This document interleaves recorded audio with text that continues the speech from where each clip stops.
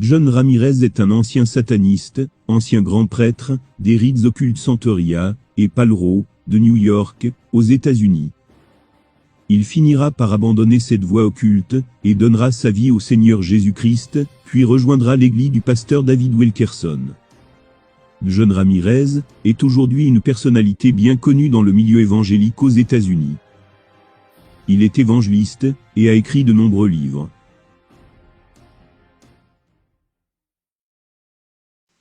Et celui-ci est supposé être Michel, l'ange gardien. Ce que c'est, ce n'est même pas Michel, vous le savez. Et regardez, Santeria. Toute la sorcellerie. Et ça c'est la chose que j'avais, Caldero. Ça c'est Caldero. Vous vous souvenez dans le temple, le tabernacle, oui, où les gens rencontrent Jésus, où ils doivent rencontrer Jésus. Ça c'est le tabernacle du diable. Le tabernacle du diable. J'ai grandi dans un quartier où j'ai été témoin de mon premier meurtre, en allant chercher du lait. C'était à 3 mètres de moi. Ils ont tiré sur le gars 7 fois. Tiré sur lui 7 fois. C'était un jeune garçon. J'ai vu des meurtres, après meurtre, après meurtre. Pour survivre dans les rues du sud du Bronx, vous devez être un tueur, un assassin. Vous devez être intelligent et malin. Du côté de mon père, il n'y avait que des sorciers et des sorcières. Nous étions immergés dans la sorcellerie. Nous avions un contrat, fait directement avec le diable lui-même. Je me rappelle que quand j'étais plus jeune, entre 8 et 9 ans, j'allais dans cette pièce, pour adorer le diable, et je pouvais sentir la présence du diable, qui venait dans la pièce, et mon père qui était en train d'adorer, parlait en langue démoniaque. Et il adorait, il mettait des fleurs, des bougies, mettait de l'eau de 9h à 5h du matin. J'étais emmené dans des loges démoniaques, dans des temples de sorcellerie. J'étais formé pour devenir un sorcier. J'étais entraîné par des sorcières qui étaient dans l'occultisme depuis 30, 40, 50 ans. Ils m'ont appris comment parler aux principautés, aux esprits sur le terrain, au diable lui-même. Vous ne pouvez pas parler au diable directement. Vous devez gagner le droit de le faire. Et le premier massacre qu'ils ont fait dans mon quartier était dans cette maison juste ici. Le mari a poignardé sa femme 52 fois et lui a coupé les oreilles. Et ensuite mon frère et moi, on errait avec sa fille. Et nous sommes venus à la maison pour la raccompagner chez elle. On est entré par la porte ici, et la fille a retrouvé sa mère, taillée en pièces, ici, dans cette maison. J'étais dans la cour de l'école en train de jouer avec quelques amis, et un pasteur est venu. Il y avait ce groupe qui est venu, et ils ont commencé à jouer des chants. Les gens ont commencé à se rassembler au milieu de la cour de l'école. Il y avait une atmosphère incroyable, une joie incroyable, pour moi qui venais d'un foyer brisé. Ce pasteur est monté sur l'estrade, et parlait de certaines histoires de la Bible, de certains livres de la Bible. Il parlait de comment Dieu aimait tout le monde, ce genre de choses. Et pour la première fois, j'ai été vraiment captivé. Peut-être que Dieu m'aime, peut-être que Dieu me veut, peut-être que Dieu veut ma famille, peut-être que Dieu veut toucher moi et ma famille, peut-être qu'il veut changer ma famille complètement. Je me suis dit que je désirais cela, expérimenter cette chose venue sur mon chemin. Et c'était la première fois de ma vie que je sentais cet amour incroyable. C'était indescriptible. Ce pasteur est descendu de l'estrade, et est venu prier pour les gens, toucher les gens. Alors je me suis dit, intéressant, c'est mon tour. Il va me toucher. Jésus va m'accepter, Jésus va me montrer ce qu'est l'amour. Et ce pasteur m'a passé outre. Il ne m'a pas touché. Il n'a pas posé les mains sur moi. Il est allé au bout de la ligne, et quand il est revenu, il m'a dépassé, et a touché une autre personne. Je me suis alors dit que Jésus ne m'aimait pas. Mon père ne m'aime pas, Jésus ne m'aime pas. On vient d'une famille brisée. Jésus doit aimer le fait que ma mère soit battue. Il aime le fait que mon frère et moi allions au lit affamé. Il aime le fait qu'il n'y ait pas de chauffage dans notre appartement. Il aime le fait que quand nous allons à l'école, nous sommes rejetés. Donc ce Jésus il est comme mon père, il n'y a aucune différence, il est comme mon père. Je suis rentré chez moi brisé, je suis rentré chez moi triste. Et je me souviens qu'environ quelques semaines plus tard, 1 à 2 semaines plus tard, j'étais dans la cour de l'école, m'amusais et jouais, avec des amis à moi. Et j'ai entendu quelque chose tomber, heurter le sol. C'était un collier vaudou, avec beaucoup de couleurs. Je prends le collier vaudou, et le mets à mon cou. Et le collier a été mon premier contrat avec le diable. Nous étions allés à une séance de tarot, et quand nous étions à cette séance de tarot, j'étais un jeune garçon de 10 ans. La dame qui tirait les cartes, la sorcière, qui faisait la lecture, était fascinée et avait les yeux fixés sur moi. Et elle a dit, « Ce garçon nous le voulons, les sorciers de Santeria le veulent. Les sorciers de Santeria le veulent. » Ce spiritisme, qui est en réalité le culte des démons, le Santeria c'est en espagnol. Ils disent que c'est le culte des saints, mais c'est du mensonge. Ils le veulent, et si tu ne nous le donnes pas, il va perdre la vue dans 30 jours. Alors ma mère, qui était tellement désespérée, a vendu toutes ses affaires. Elle a vendu son lit, elle a vendu le mobilier de séjour, afin de réunir $250 pour faire ma première séance. Cette dame nous a tellement fait peur, que ma mère dormait désormais sur le sol. Elle n'avait plus de lit où dormir. Et parce qu'elle ne voulait pas que je perde la vue. Et ils m'ont initié au monde des ténèbres, au début de mes 10 ans. Et le premier contact, que j'ai eu à l'âge de 10 ans, c'est quand le diable est apparu. Et le diable est apparu, il a accepté le sacrifice de l'offrande de ma vie. Et ils ont mis 5 colliers à mon cou. Les 5 colliers représentaient des démons, des principautés en dessous de Satan. Ils les ont mis à mon cou, c'était le Santeria. Et ils m'ont dit qu'ils allaient être mes guides spirituels, les anges gardiens. Et qu'ils allaient gérer ma vie à partir de maintenant. Et ce bâtiment au coin de la rue, c'était quasiment abandonné. C'est dans ce lieu, que mon frère, et moi avions l'habitude de monter et descendre chercher l'eau à la pompe, cette pompe là-bas. Ce bâtiment avait été laissé à l'abandon. Quasiment plus personne ne vivait ici. Seulement moi et ma famille et 12 autres familles vivaient ici. Mon enfance m'a été volée. Toute mon enfance a été d'adorer le diable, d'aller dans des loges sataniques. J'allais dans des loges sataniques de 9h à 5h du matin. Et j'étais formé par les sorciers et sorcières, pour connaître les principautés qui régnaient dans une région. Qui est dans cette région? Qui gère ces principautés? Quel est le nom de ces principautés? Comment canaliser ces puissances? À l'âge de 13 ans, je faisais des projections astrales. Je sortais de mon corps à la maison, et j'allais dans certaines régions, et je lançais des malédictions. Je maudissais des quartiers, je mettais des esprits de suspicion, des esprits de drogue dans des quartiers, esprits d'homosexualité, esprits démoniaques, esprits de meurtre, esprits de suicide. Je savais comment appeler tous ces esprits dans les quartiers. À l'âge de 15, 16 ans, j'allais dans les hôpitaux, et invoquais des esprits de mort aux soins intensifs. La mort dans telle ou telle pièce, pour que des personnes meurent, parce que je voulais gravir les échelons, et je voulais devenir le plus grand adorateur du diable de New York. Le diable était devenu mon père. Il a remplacé mon père, parce que je priais, pour qu'il tue mon père. À l'âge de 33 ans, mon père s'est fait tirer dessus, en pleine face, dans une boîte de nuit, par une femme qui n'était pas la sienne, alors qu'il en avait une. Le diable l'a pris, et il m'a dit qu'il remplacerait l'ancien, pour que je lui appartienne. Il y avait une boîte de nuit ici. Et c'est ici que mon père est mort, à 33 ans. Et nous vivions ici. Et quand j'avais 11 ans, il y avait un magasin juste ici, au coin de la rue. Et le gars s'est fait tirer ici dans la rue juste ici. Le gars s'est fait tuer, pendant que j'allais chercher une bouteille de lait. Et je grimpais le rang des adorateurs du diable. Je grimpais le rang des principautés et des démons, jusqu'au point où je pouvais m'asseoir, et parler avec le diable comme je le fais avec toi aujourd'hui. Le diable se manifestait en forme humaine, sa présence entrait dans la pièce. Et je parlais avec le diable toute la nuit. Et il me donnait des missions. J'allais donc dans plusieurs clubs pendant la nuit, afin de recruter des personnes pour le monde des ténèbres. Je disais des choses aux gens à propos de leurs finances, et de leur vie. Ce qu'ils avaient fait, et ce qui allait leur arriver. Ils n'avaient aucune idée de qui j'étais, ils ne savaient pas qui j'étais. J'avais juste des pouvoirs démoniaques. J'aimais le goût du sang. Je tuais des animaux, afin de boire leur sang chaque semaine. Et si je n'avais pas le temps d'acheter des animaux, je me coupais moi-même, pour boire mon propre sang. Le cercle de personnes, avec qui j'étais dans ce monde démoniaque, il y avait des docteurs, des avocats, des directeurs, des juges, des policiers, ils étaient tous dans la sorcellerie, même les chanteurs très connus aujourd'hui. Je déplaçais des principautés de région en région, afin de pouvoir contrôler les démons au sol, pour détruire des églises, pour empêcher la croissance des églises, pour bloquer l'opportunité aux gens d'être sauvés.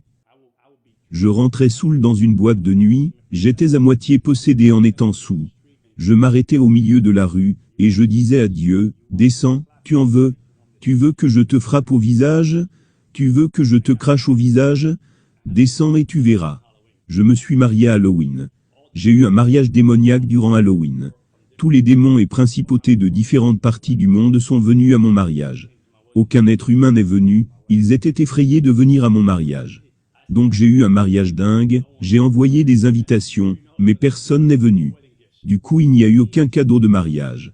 Mais les démons sont venus, et ont baptisé mon mariage. Donc ma femme était une sorcière, j'étais un sorcier, et quand ma fille est née, je l'ai formée pour devenir une sorcière elle aussi. Je me rappelle la première fois, quand j'allais faire un sacrifice humain. Le diable était assis à la place du passager dans ma voiture, et m'a dit « Tu m'aimes ?» J'ai répondu « Bien sûr je t'aime. » Il m'a dit « Tu vois, il y a un gars sur le toit, qui essaie de t'attraper. Il va essayer de te voler ton argent, et te faire du mal. Si tu m'aimes, tue-le. » Donc je me suis rendu sur le toit, je vivais au 12e étage de cet immeuble, je m'en souviens. Quand je suis arrivé en haut, je me souviens que cet homme descendait des escaliers. Cet homme faisait 2 mètres de haut, et devait peser dans les 100 kilos. J'étais à moitié possédé, j'ai senti un démon entrer en moi, je n'étais plus moi.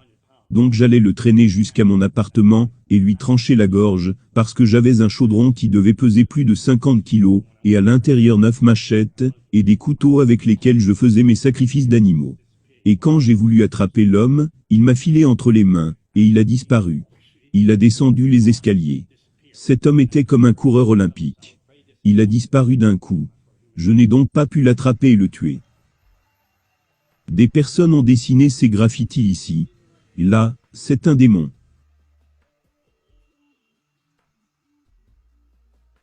Regarde, le démon qui contrôle les portes de l'enfer. C'est celui dont je parlais dans mon livre sur Santeria, ce petit démon-là. Venez.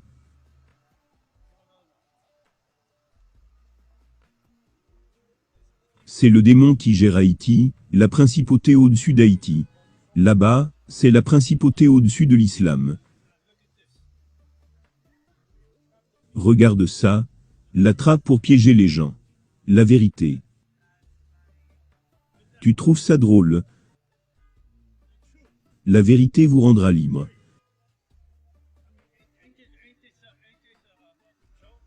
Ils ont mis cet insigne là-haut, pour que les gens pensent que ça fait partie de ça.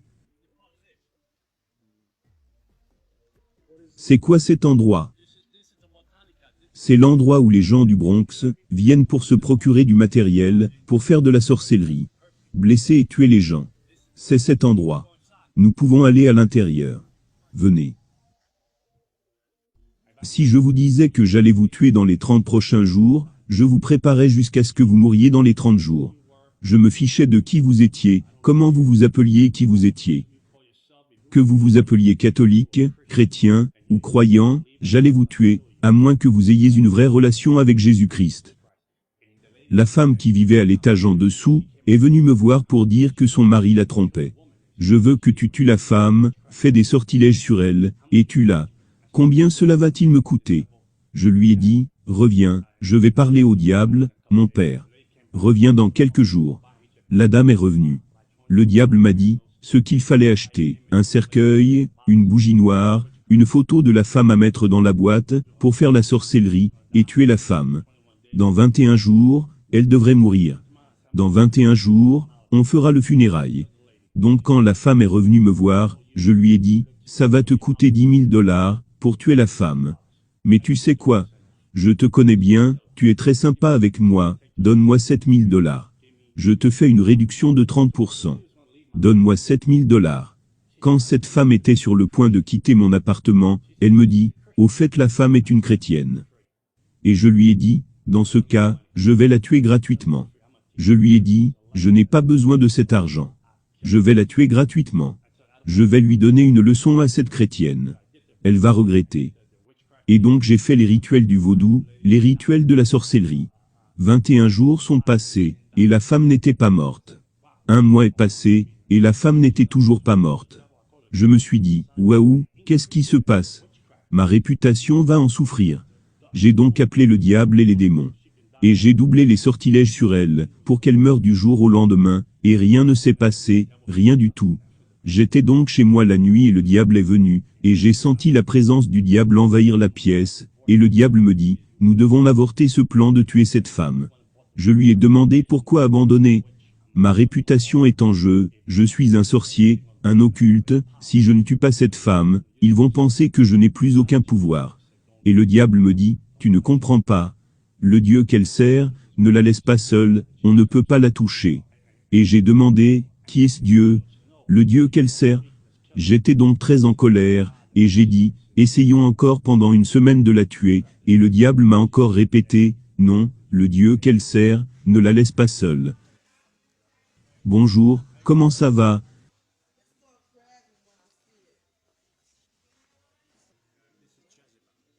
Ça c'est Jézabel dans leur religion. Voilà comment ça fonctionne. En fait, ces statues ne sont rien du tout. Mais c'est le démon qui est derrière ça. Donc pour qu'il puisse s'y identifier, ces statues doivent être fabriquées. Je ne peux pas identifier un esprit, car nous n'avons rien en commun. Je suis un humain, et un esprit est immortel, c'est un démon. Je ne peux pas nouer de lien avec. Et donc pour pouvoir le faire, je me sers de ces statues, afin de m'identifier en elles. Elles ressemblent à des êtres humains, et il y a une histoire derrière la personne qui représente la statue. Et donc je peux m'identifier, et les démons peuvent passer au travers. Vous comprenez? La même chose pour ces statues-ci. Et ensuite ils se donnent des noms, des dates, et des anniversaires, qui peuvent être piégés par les forces démoniaques, les forces occultes. Ce sont des pièges pour les Indiens, et ces statues sont visées comme un camouflage pour leurs pratiques démoniaques, leur religion démoniaque. Il n'y a rien ici qui soit saint. La seule chose qui soit sainte ici c'est l'endroit où je me tiens. Qu'est-ce qui se passe dans cet endroit? Ici, dans la boutique, ils font de la sorcellerie, du vaudou, des sortilèges parce que ces démons veulent que vous achetiez l'une de ces statues, pour que vous rameniez un démon à la maison. Regarde par là, des prières sélectionnées. Ils te font croire que tu pries Dieu. Regarde. J'avais l'habitude d'utiliser ces livres. Prières sélectionnées, pour prier. Ils te font croire que tu fais des prières à Dieu, mais ce n'est pas Dieu que tu pries. Il n'y a rien de chrétien, rien de biblique. Il y avait un livre à New York, en Amérique. J'étais la 3e personne à mettre la main là-dessus. Il y a des symboles de différents démons dans ce livre, différentes principautés, différentes façons d'amener les gens à la sorcellerie. Et ce livre, personne n'a de copies originales de ce livre. Vous ne pouvez pas avoir la copie de ce livre à moins que le diable ne le signe pour vous. Et j'étais la 3e personne à recevoir ce livre.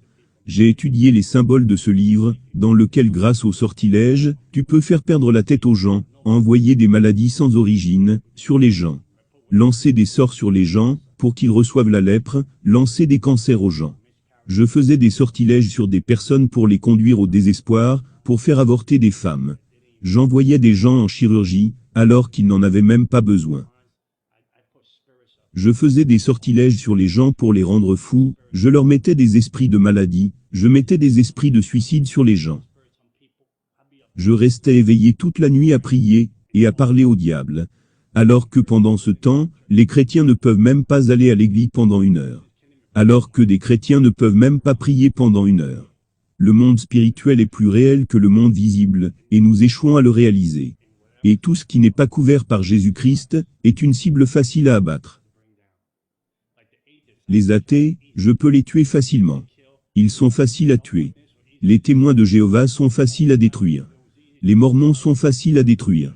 Les gens qui racontent partout, qu'ils ne croient pas au diable, ils sont faciles à détruire, car ils ne cherchent aucune aide spirituelle. Je me rappelle une fois à New York, le groupe de Nicky Cruz était venu dans mon quartier. Ils faisaient des stops en voiture, venaient chanter des louanges, prêchaient la parole, et allaient dans un autre quartier faire la même chose. Je me suis mis à attaquer ce groupe, à vouloir les mettre hors d'état de nuire. C'étaient des gamins, ils avaient 17, 18, 20 ans. Je me suis dit, mais comment osent-ils jouer cette musique horrible dans mon quartier? Cette musique qu'ils appellent louange, cette musique dégoûtante qu'ils jouent dans mon quartier. Je vais détruire ces jeunes garçons. Quand je suis arrivé à l'endroit où ils étaient, il y avait un mur de feu autour d'eux. Je ne pouvais pas y entrer pour leur faire du mal. Il y avait quelque chose qui me repoussait. À chaque fois que j'essayais de leur lancer des forces démoniaques, quelque chose me repoussait. J'étais incapable de toucher ces gamins. Et je me suis dit qu'il y avait quelque chose ici, qui n'était pas normal. Quelque chose d'anormal. Donc je suis allé, je les ai laissés tranquilles. Et je me suis dit ok, ils ont gagné ce premier round. Donc il y a forcément des esprits ici qui nous observent. Oui bien sûr, bien sûr. Ils nous observent, mais sommes-nous protégés? Nous sommes protégés par le sang, mon frère. Il n'y a rien de comparable au sang de Jésus. Amen. Ils savent qu'ils ne peuvent pas nous toucher. Ils voient ce qu'on a, nous avons une barrière de protection autour de nous. Et on peut marcher dans cet endroit. On pourrait chasser les démons de cet endroit, on pourrait détruire cet endroit au nom de Jésus, et le diable ne pourra rien faire. J'avais beaucoup d'argent, beaucoup de belles voitures, beaucoup de belles femmes, j'avais tout, je vivais dans le monde. Mes voisins, mon voisinage était terrifié de qui j'étais. Ils se disaient, vous confrontez ce type, votre famille va mourir, si vous confrontez ce type, il n'aura pas besoin de pistolet, il tuera votre famille durant son sommeil. Mon père était incroyable. Il m'a donné des pouvoirs au-delà de ce que je pouvais imaginer. Il m'a donné des pouvoirs au point que les gens avaient peur de moi. La police me craignait, la sécurité dans mon quartier me craignait, les gens que je connaissais m'appelaient le fils du diable. J'ai mis des chrétiens à terre, les empêchant de prier. Ils étaient sans puissance. Ce n'était pas que Dieu n'est pas tout-puissant. Comprenez-moi bien, Dieu est tout-puissant, mais c'est le récipient qui est faible. Le récipient n'a pas de vie de prière. Sa vie de prière n'a pas de vie de jeûne, et il n'a aucune relation personnelle avec Dieu. Il y a une forme de piété dans la personne, mais aucune puissance. La personne est faible, la personne n'a rien qui bouge dans sa vie. Elle a une Bible, de beaux costumes, de beaux habits, mais il n'y a aucune connexion avec Jésus-Christ. Parce que tu es en dehors de sa volonté, en dehors de ses promesses, et en dehors de son plan divin. Alors je t'ai. Tu deviens ma possession. Je t'ai comme esclave. Je te brise. Je te jette des sorts. J'ai continué à faire ça sur des chrétiens, et encore, à des familles, à des églises. Je pourchassais à mort tout ce qui représentait la croix de Jésus-Christ. C'est un endroit très démoniaque. Donc cet endroit a un effet sur tout le quartier? Oui bien sûr. Cet endroit et toute cette région sont sous contrôle, c'est le trône du diable. Nous venons juste de quitter le trône du diable. Ce trône est là depuis les années 80. Et il dépense 100 ou 200 $ pour acheter toutes ces choses. Ils sont ruinés, ils sont sous assistance publique, mais ils ont quand même assez d'argent pour acheter ces déchets. Parce qu'ils pensent que leur vie va devenir meilleure. Ils pensent que leur vie va s'améliorer. Ils pensent qu'ils vont faire des progrès. Ils croient qu'ils vont briser les malédictions familiales, les rituels et les malédictions qui viennent du vaudou. Ils croient qu'ils vont briser tout ça. Alors que Dieu dit, venez je le ferai gratuitement. Donnez-moi juste votre vie, et je vais vous rendre libre. Mais ils ne veulent pas. C'est trop difficile pour eux, c'est trop compliqué pour eux. Mais ils peuvent aller dans des endroits comme ça, et dépenser 200 $. J'avais un contrat avec la principauté qui contrôlait Haïti. Son nom est Candela. J'avais un contrat avec des démons de Miami. J'avais un contrat avec des démons en Afrique. J'avais aussi des contrats ici, avec les démons de New York. La principauté qui contrôle le carré, à la 42e rue. Ici, à la 42e rue, c'est une principauté différente, qui contrôle les rues ici, dans ce quartier. Je n'avais aucune conscience. Je me rappelle avoir ensorcelé mon frère, et l'avoir mis en prison pendant 5 ans. Mon propre frère de chair et de sang. J'ai fait des sortilèges pour le mettre en prison pendant 5 ans. Mon autre frère qui était aussi un occulte, est venu une fois chez moi, en colère. Et un démon a sauté sur lui. Il est sorti de la maison, car il ne pouvait pas supporter la douleur qu'il a reçue à l'estomac. Ma mère peut témoigner de cela. J'ai fait tellement de rituels sur mon corps. Tellement de rituels sur mon corps. Le dernier rituel que j'ai fait, j'avais vendu mon âme au diable. Et au cours de la cérémonie, je devais boire le sang d'un animal, avec de la poudre à canon. Ça s'appelle Sansi. C'était une cérémonie haïtienne et de français. Vous faites cette cérémonie avec un démon. Et quand je vais chez les gens pour manger, ils ne peuvent pas ensorceler la nourriture. J'ai fait toutes sortes de cérémonies que vous pouviez imaginer. J'allais dans les loges sataniques. Et chaque année nous avions une réunion. Une réunion secrète. Tous les sorciers et sorcières venaient à cette réunion, pour décider quelle principauté serait invoquée pour contrôler la région. Nous étions mieux organisés que des églises. Le royaume des ténèbres était mieux organisé que des églises de Jésus-Christ. Nous savons comment faire des cérémonies. Nous savons comment préparer les choses avant la fin de l'année, afin de nous préparer pour la prochaine année. Alors que les chrétiens ne peuvent pas aller à l'église et prier pendant 1 heure. Pendant que les chrétiens ne peuvent pas avoir une relation continue avec Dieu. J'ai même pris une année sabbatique de sorcellerie. Et le diable m'a puni, et m'a rendu aveugle pendant 1 an. J'étais complètement aveugle pendant 1 an. J'étais enregistré à l'association pour les aveugles. J'étais totalement aveugle. J'étais entraîné à utiliser un chien guide. J'étais entraîné à utiliser un de ces bâtons, pour marcher dans la rue. Ma mère a pris soin de moi pendant 1 an.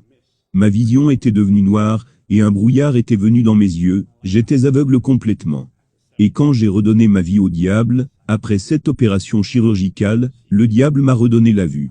Et je pouvais voir de nouveau. Ça a été ma punition pour avoir pris 1 année de repos. Le diable m'a dit, tu veux 1 année de repos? Je t'en donne une. Et il a pris ma vue. Et ça, c'est le monde dans lequel je vivais. Si vous désobéissez au diable, il vous tue, et tue votre famille. Il y a une peur qui vous terrifie au-delà de toute mesure, que vous ne pouvez pas quitter sa religion. Vous ne pouvez pas quitter la Santeria. Vous ne pouvez pas quitter Palemioub. Le docteur ne pouvait pas expliquer comment j'avais perdu la vue. Pendant ce temps, quand le chrétien agit mal, et qu'il pêche, la seule chose qu'il trouve en retour, c'est juste la grâce et le pardon. Quand tu es avec le diable, et que tu fais quelque chose qu'il n'aime pas, il tuera un membre de ta famille. Je me rappelle comment le diable a averti cette femme en disant, tu ne dois plus rester avec cette personne. Mais elle n'y a pas prêté attention, parce qu'elle était devenue amoureuse. Un démon a possédé un SDF, au coin de la rue, il a pris un marteau, et l'a frappé 17 fois sur la tête, et l'a tué. Un jour, j'étais assis chez moi. C'était incroyable, j'étais revenu d'une boîte de nuit, la nuit précédente. J'étais assis à la maison, et je regardais l'émission Jerry Springer. Une émission dingue. Les gens se frappent et s'insultent. Je prenais plaisir à regarder ça et je rigolais. Pour la première fois, j'ai entendu une voix qui m'a dit, « Fils, je reviens bientôt. Que vas-tu faire de ta vie ?» Une voix audible, qui avait traversé la pièce. Et j'ai pensé que c'était la télévision qui me parlait. J'ai réalisé ensuite, que non, cela ne vient pas de la télé, car les gens se tapaient les uns sur les autres. Je connaissais la voix du diable. Je m'asseyais avec le diable, comme je suis assis devant vous aujourd'hui. Il pouvait venir dans une forme humaine, ou entrer dans la pièce, et l'atmosphère allait changer. Je savais alors qu'il était là avec moi, il parlait à ma conscience. Je connaissais cela, je le connaissais, comme vous connaissez le revers de votre main.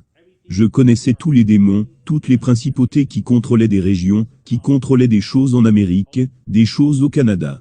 Je connaissais toutes les principautés qui contrôlaient des domaines, l'occulte, le Wicca, le New Age, le bouddhisme, l'islam, le Santeria, le spiritisme. Je connaissais toutes ces principautés. J'avais un contrat avec elles, avec toutes ces principautés. J'avais des accès directs à toutes ces principautés, et les démons au sol. Le diable, Jézabel. Je connaissais des démons, dont je ne vous dirai même pas le nom, car vous allez me demander, qui sont-ils? Je les connais tous par leur nom. Et cette voix était différente des autres voix. Quand j'ai entendu cette voix venant de nulle part, cette voix provenait comme de l'air. J'ai été choqué. Puis j'ai eu une vision de l'autre côté de l'appartement. Le ciel était en feu, et je voyais les gens sous le ciel, en train de courir, cherchant un abri, mais il n'y avait pas d'endroit où se cacher. Donc j'ai eu la vision, cela m'a secoué. En ayant cela en pensée, je me souviens que je suis allé dormir, dans un profond sommeil. Et je me retrouve dans un train plein de personnes. Je n'arrive pas à croire, je suis dans un train avec plein de gens.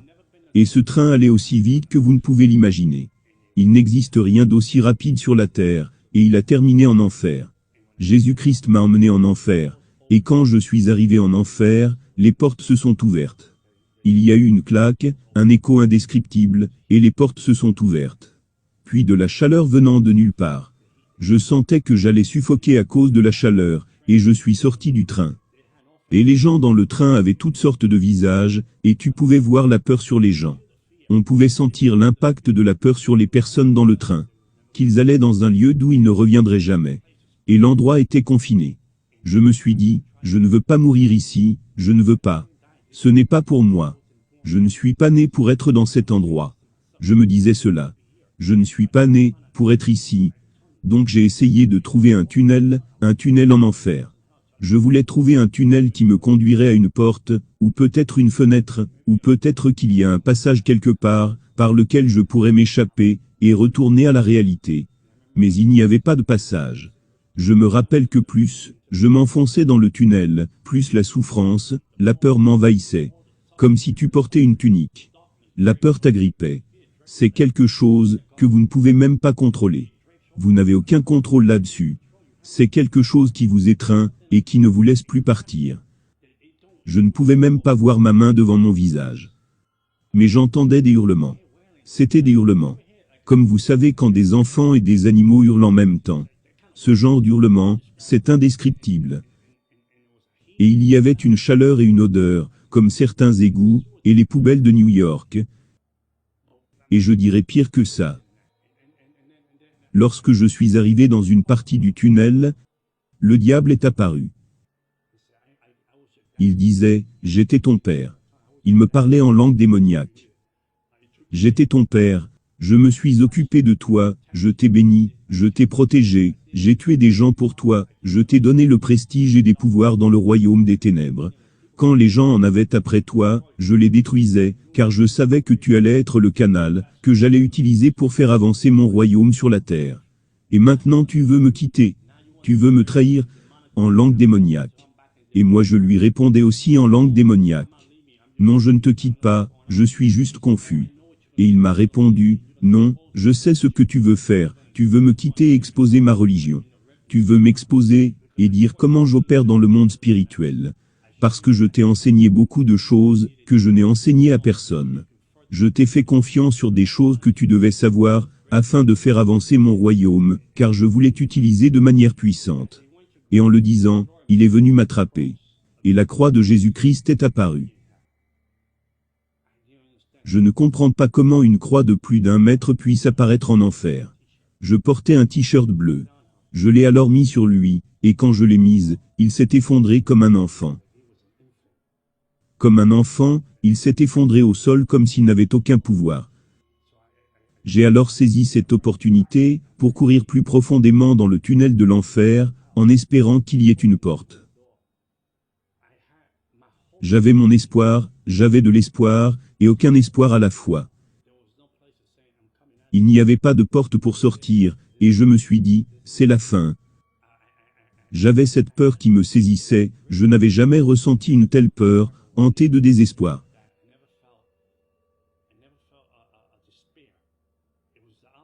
C'était l'opposé de ce qu'est le paradis, l'opposé de la joie, l'opposé de la félicité, l'opposé de la paix, l'opposé de la lumière. C'est un endroit de tourment. Si je suis là, ma famille ne le saura pas, ma fille ne le saura pas.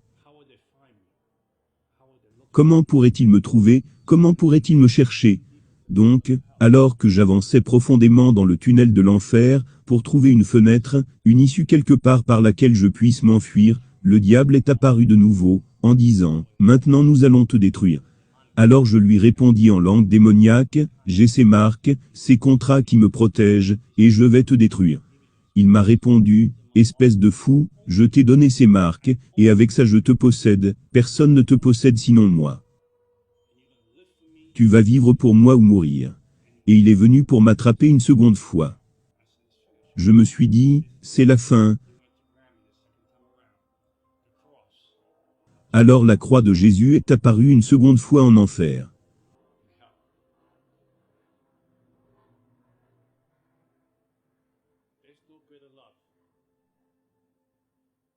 Il Il n'y a pas de plus grand amour pour la croix qui apparaît pour un pécheur comme moi, en enfer.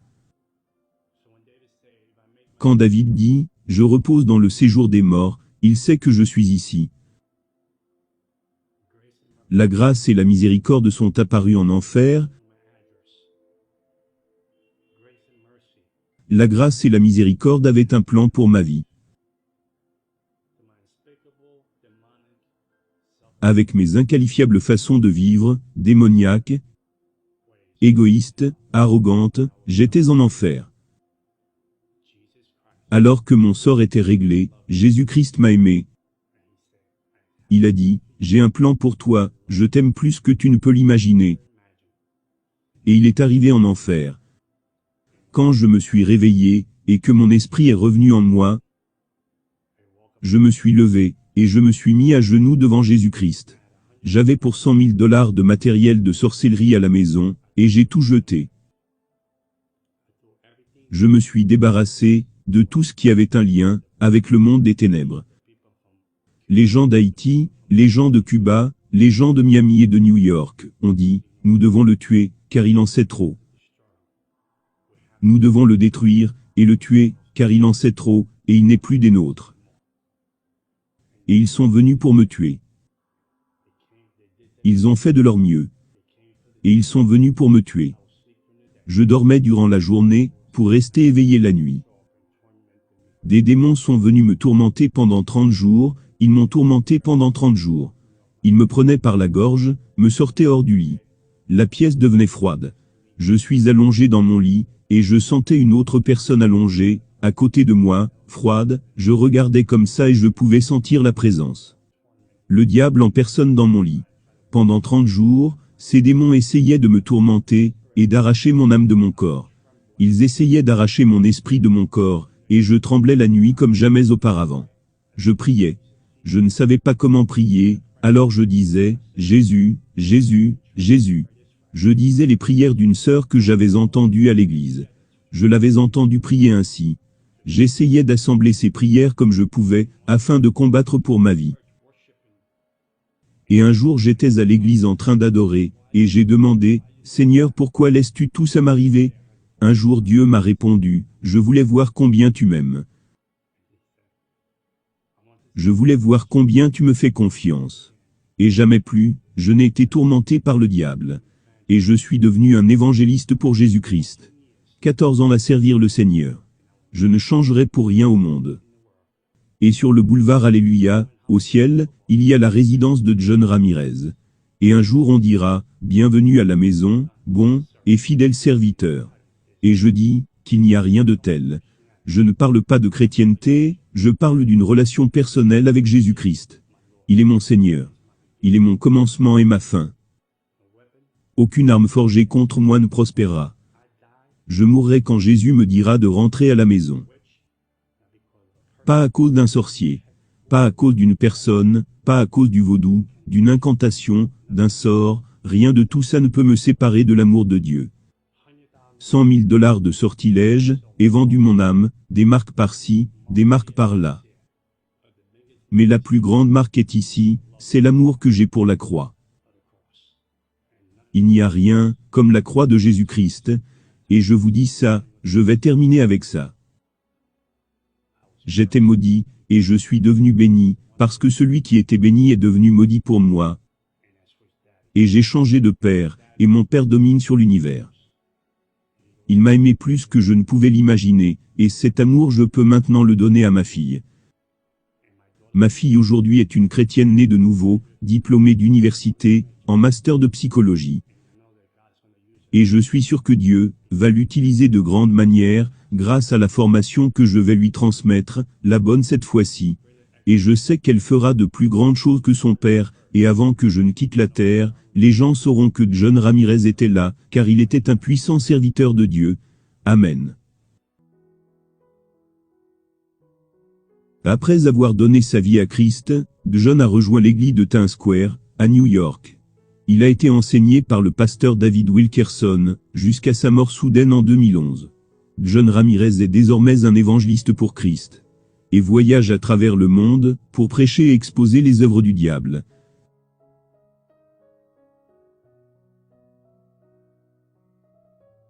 Vous aussi, si vous désirez avoir une relation personnelle avec Dieu, à travers la personne du Seigneur Jésus-Christ, vous pouvez simplement faire la prière suivante, du plus profond de votre cœur. Dites, Seigneur Jésus-Christ, je reconnais que je suis une personne qui a péché contre Dieu. Je reconnais que c'est par amour, que tu es mort à ma place, à la croix du Calvaire, pour me sauver. Pardonne tous mes péchés. Viens dans mon cœur, et réconcilie-moi avec Dieu. Je t'accepte aujourd'hui, comme mon sauveur personnel et mon Seigneur. Amen.